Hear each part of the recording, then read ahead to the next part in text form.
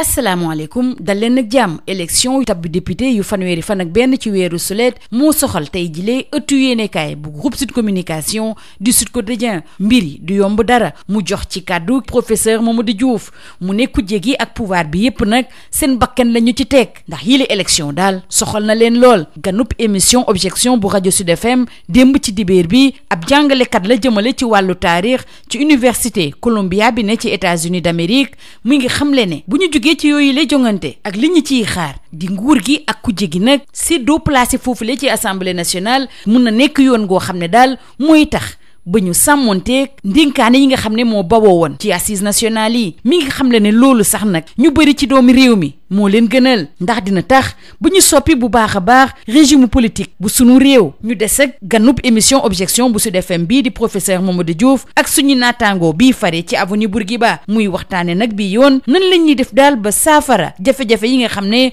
moo am ci Casamance. professeur Mamadou Diouf ni faaw ñu ubbi ci ay waxtaan yu yaatu maanaam ab conférence nationale mi ngi yëkkati yooyu li kàddu ginnaaw gi armée bi demee dal bu baax a baax ci makkaanu fipp yi nga xam ne dañoo farak Salif Sadio ak régime yi nga xam ne yëpp ñoo fi jaar dañu seetlu ne wàllu Casamance daal dañuy toog ak diir mbir yi am dal ñu toogati muy yëngu waaye daal du benn yoon goo xam ne ut nañ ci saafara goo xam ne mooy wéy ci jamono jooju waa réew mi quotidien di xam le ne Barthélemy ak Diouf Sarr nag joxante nañu loxo ñoom ñi nga xam ne nag dañuy xëccoo bu baax a baax ci wàllu politique ñoom ñaar ñëpp a teewoon ci cérémonie bi ñu jagleloon Mohamed Seyni Gueye di xalifatullahi fil ardi te mu amoon ci jeexital ay bés bi donte Abdoulaye Diouf Sarr ñàkk na Ndakaaru nag taxul benn yoon mu xaddi ndax jug na taxaw temm ngir bokk na mu waree ci élection tabbu député yi ñuy waajal. ñu des yooyu la élection ak waa laas yu ñuy xamal ne nag ni mu demee fële ci Fatick président Macky Sall amal na fóotu biir néeg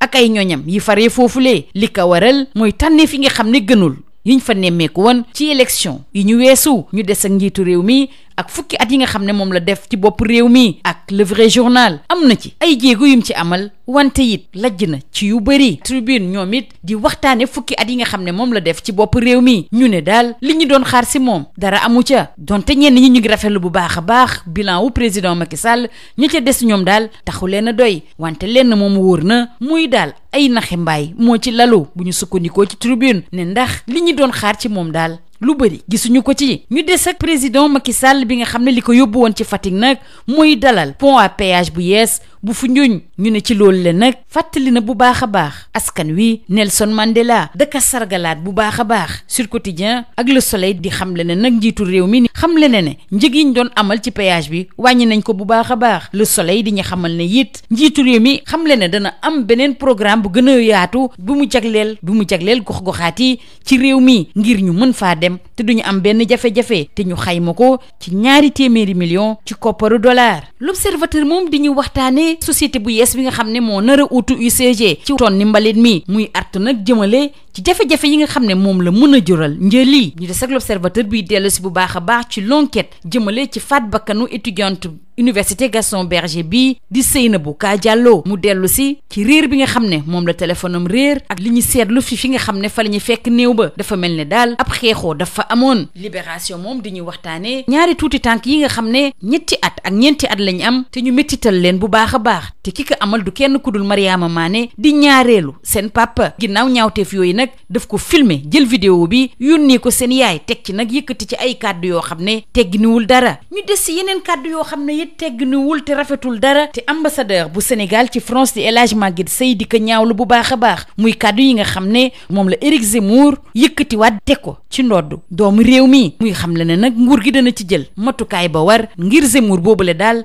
dakkal xarab bi muy xarab doomi réew mi saa su ne. ñu jàll ci wàllu tàggat yaram rawatina jongante bi am ëllëg ak jàmm ci diggante Égypte ak Sénégal li soxal waa SAD nag mooy ñaari match yi nga xam ne Sénégal amoon na ko ci kanamu Égypte te dugalu ca benn but di laaj nan la ñuy def daal ba ëllëg ñu mën caa génn. ñu des ak boobule match ak waa record bi ci jox kàddu gi Aliou Cissé bi xam ne daal lenn rek fi sës mooy am ci ndam. ñu des ak Aliou Cissé mi ngi soññ bu baax a baax supporters yi mu xam ne ñi nga xam ne daal dañu fa nar a ñëw sol seeni costume ak cravate daal bu yeboo ñu bàyyi ñi nga xam ne ñoo soli ay moyens maanaam supporters dëgg yi ñu ñëw teew ci stade Abdoulaye Wade wala boog ñu soppi doxalin ñoom it ñëw nekk ay supporters dem ba jeex. bu sañoon supporter bay teew ci stade Abdoulaye Wade daal ab 12e gaynde dëgg lay doon vert jaune rouge daal lañ bëgg a gis si gradin yi. ñu jeexale kook wàllu lomb ak sunu lomb bi dellu si ci combat ci diggante Eumeu Sène ak Bombardier. Eumeu Sène amalaat na lii di dóoraat mbir mi soxalit waa L'As ak Sud Quotidien ñuy xamle ne démb daal Eumeu Sène nërmel na B52. waa L'Observateur ñoom tuddee ko Bombardier bu arène bi. Eumeu Sène ne duma ragal benn yoon. Bombardier ne nag bile lajj daal bett na ko lool. mbay booy bi farak Bombardier moom di xamle ne nangu nañ bu baax a baax ni ñoom ñoo ñàq ginnaaw 4 appuis yu bile. lii moo gënoon a fës ci ëttu yéenekaay yi ñu xëyee ndool ñu yendoog jàmm. Bonjour, législative du 31 juillet, mortal combat en vue. C'est le titre qui barre la une de Sud Quotidien. C'est une question de vie ou de mort pour le pouvoir et l'opposition, selon professeur Mamadou Diouf. Le Sénégal va vers des élections législatives très discuté. Invité du jour de l'émission Objection de la Radio Sud FM hier dimanche, l'enseignant d'histoire à l'Université Columbia aux États-Unis d'Amérique a indiqué qu'une cohabitation politique à l'issue de ces élections pourrait être une voie salutaire pour l'application des conclusions des assises nationales. Le quotidien du groupe Sud Communication renseigne que l'enseignant ajoute que la majorité des Sénégalais veut ça. C'est ça le basculement qui peut arriver. Autrement dit, une cohabitation peut désormais aider à réviser de manière approfondie le régime politique sénégalais, renseigne professeur Mamadou Diouf. Restons avec l'invité de l'émission Objection de Sud FM et avec le confrère de l'avenue Bourguiba pour aborder la question de la résolution définitive de la crise casamançaise. Mamadou Diouf préconise la tenue d'une conférence nationale.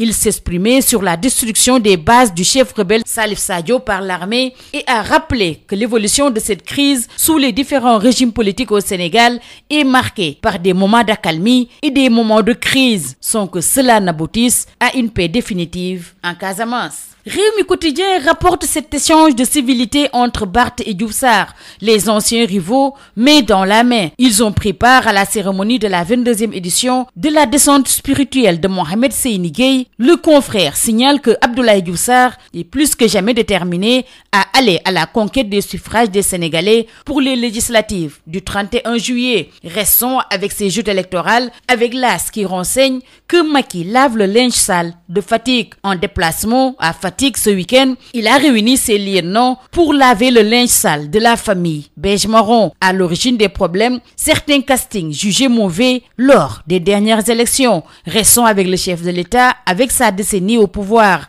Macky, 10 échecs, 10 réussites, estime le vrai journal. Si le bilan matériel est globalement satisfaisant, l'immatériel l'est beaucoup moins. Entre gros échecs et grandes réussites, le confrère fait l'inventaire des 10 premières années de Macky Sall. Restons avec lui avec Tribune qui écrit « Macky, mission non accomplie ». Tout ça. Pour ça, constate amèrement le confrère. Un bon bilan pour certains, mitigé pour d'autres. Seulement, ce qu'il convient de reconnaître est qu'il y a eu tromperie sur la marchandise, car les fruits de la rupture n'ont pas porté la promesse des fleurs. Ne quittons pas de sitôt le chef de l'État, restons avec lui. Il ressuscite Nelson Mandela, indique Sud Quotidien. Il l'immortalise tout simplement d'après Le Soleil, qui souligne que le pont de péage de Foundiougne porte le nom de l'ancien président sud-africain. Les confrères informent que cette infrastructure a été inaugurée samedi et que les tarifs du péage ont été revus drastiquement à la baisse. Et Le Soleil annonce pour bientôt le lancement du programme de désenclavement de 200 millions de dollars. Un plan spécial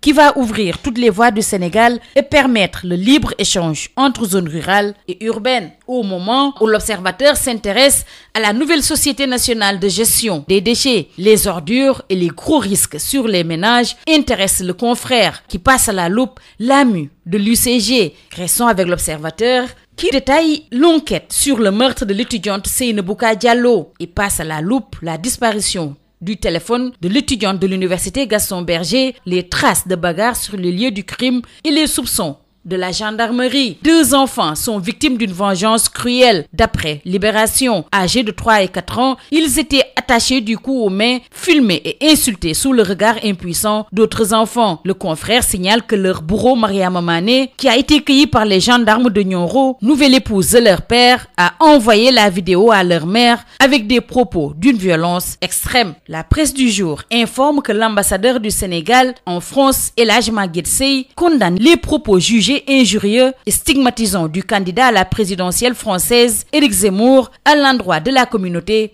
sénégalaise. À travers un communiqué, l'ambassadeur informe que la République du Sénégal va engager les actions idoines pour que M. Zemmour, récidiviste en la matière, réponde des propos dégradants tenus dans un contexte de campagne électorale, leur conférant un plus large écho. Parlons sport à présent, notamment du match entre le Sénégal et l'Égypte. Avec ces 2 matchs sans marquer contre l'Égypte, comment faire sauter le verrou demain? S'interroge le confrère. Vox Populi s'intéresse à la bataille psychologique autour du match retour Égypte-Sénégal. Nous voulons voir le vert, jaune, rouge sur les gradins, d'après Aliou Cissé, qui réclame un 12e Gaïndé plus chauvin. Il lance son appel à tous les supporters pour venir pousser les lions. Restons avec Aliou Cissé qui annonce la couleur dont les colonnes de record. On est dos au mur et il nous faut gagner. Aliou Cissé met la pression sur les supporters, que ceux qui seront en costume cravate laissent la place à ceux qui portent des maillots, ou alors qu'ils laissent leur costume à la maison et qu'ils mettent des maillots. Terminons par la lutte avec Sunu Lamb. Bombardier sur ses 4 appuis en 9 minutes 48. Eumeu Sène réussit le dordorat. Eumeu Sène signe un nouveau crash du B52 selon Sud Quotidien. Il l'explose. D'après l'As et l'Observateur le surnomme le chasseur bombardier de l'arène. Eumeu Sène qui déclare dans Sunu Lamb Duma ragal, alors que Bombardier confie aux confrères que c'est une surprise pour lui. Mbaye Boye déclare: nous avons accepté notre défaite par 4 appuis. C'est tout. À vos journaux et très bonne lecture.